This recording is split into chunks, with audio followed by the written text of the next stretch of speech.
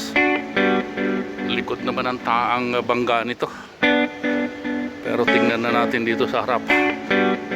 Malayo-layo kasi pupuntahan nito. Nasa 30 minutes ang biyahe dun sa shop na naka-assign na gumawa.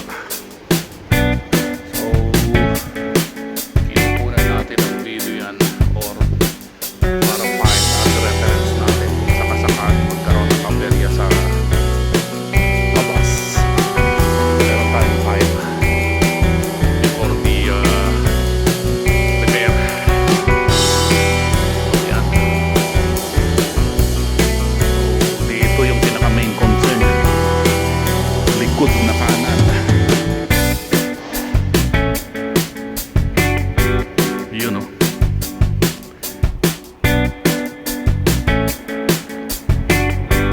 This is Ashok Leyland Falcon bus.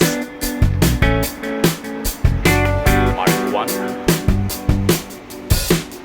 Punit na yung bumper. Bali fiberglass lang kasi yan.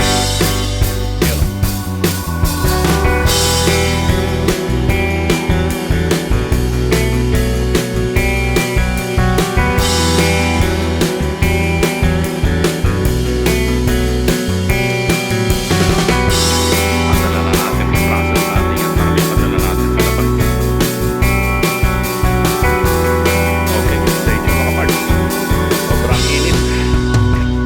Sa labas, it's 12 o'clock na pala, kaya pala mainit.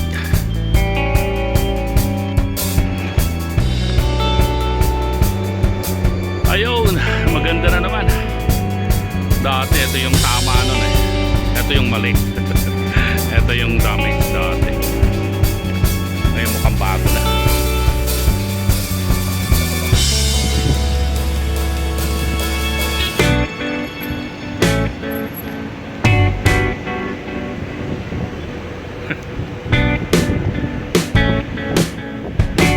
Pwede natin i-release ng mga parts.